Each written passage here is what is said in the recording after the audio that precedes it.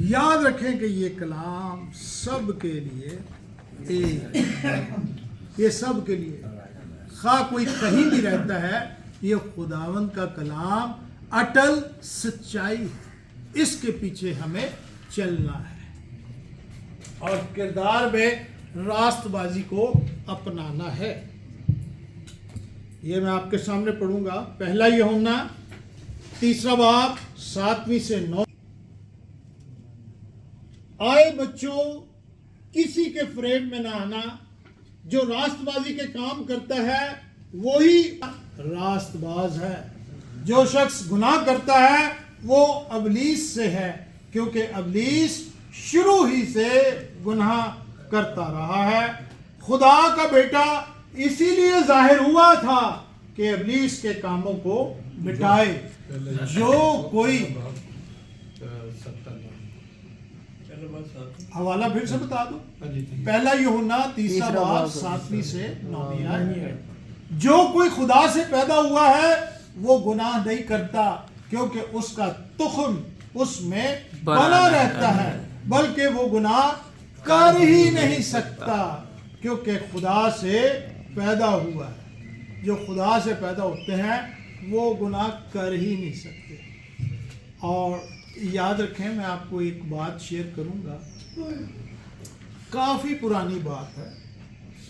میرا ایک دوست تھا، وہ خدا کا خادم تھا اور میرے سے سینئر تھا اس وقت۔ اس کو میں نے کہا، یار ہم اپنی زندگی میں گناہوں کی معافی بھی مانگتے ہیں، دعائے ربانی میں بھی کہتے ہیں ہمارے گناہ ہمیں معاف کر، لیکن اگلے دن ہم سے پھر کوئی نہ کوئی گناہ سرزد ہو جاتا ہے۔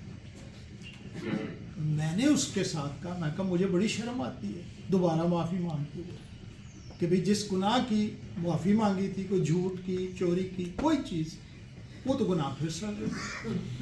اس نے مجھے کہا، نویل ایک بات سنو، جب آپ کسی گھر میں جاتے ہیں، آپ داخل ہوتے ہیں، وہ گھر بڑا پرانا ہے، اس گھر میں جالے بھی لگے ہوئے ہیں، اس گھر میں مٹی پڑی ہے، اس گھر میں مکھیاں بھی ہیں، مچھر بھی ہیں۔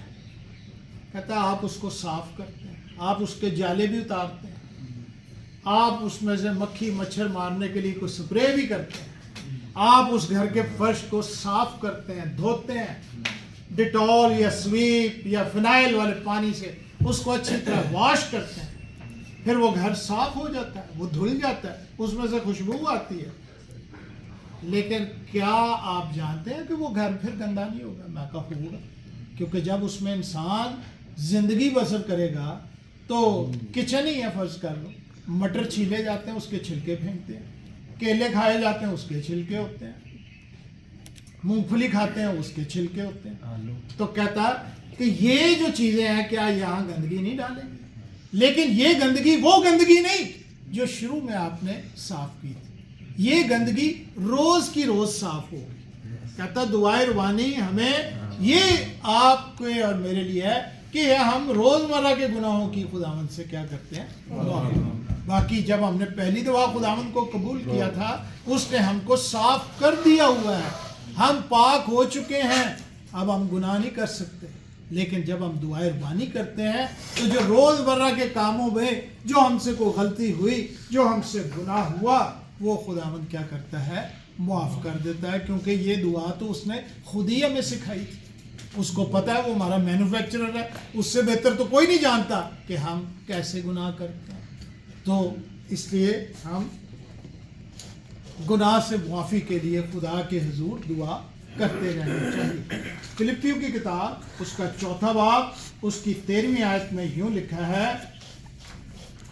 جو مجھے طاقت بخشتا ہے اس میں سب کچھ کر سکتا ہوں۔ یہ بڑی خوبصورت اور مضبوط بنانے والی خدا کے کلام کی آیت ہے۔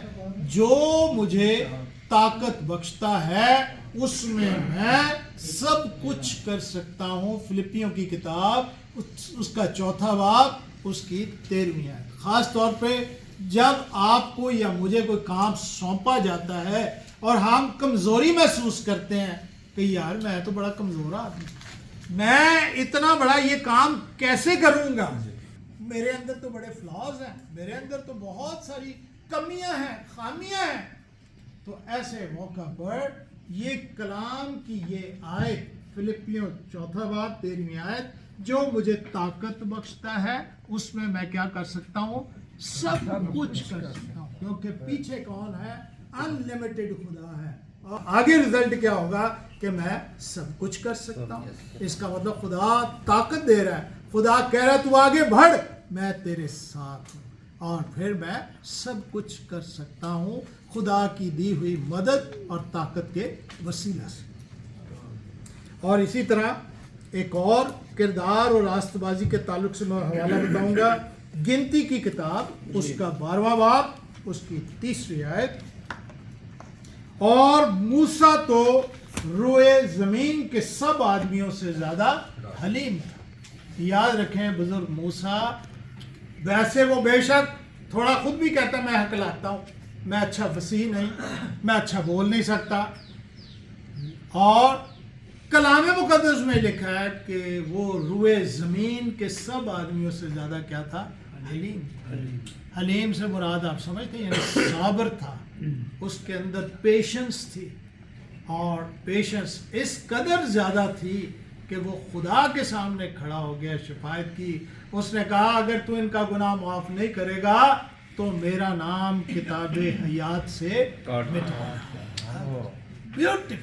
بیوٹیفل ڈائلاگ، اور خدا نے بنی اسرائیل قوم کو چھوڑ دی کیونکہ بڑی پاورفل انٹرسیشن جو تھی، شفاعت، وہ بیچ میں حائل ہو گئی خدا اور ان گناہگار بنی اسرائیل کے درمیان۔ بزرگ موسیٰ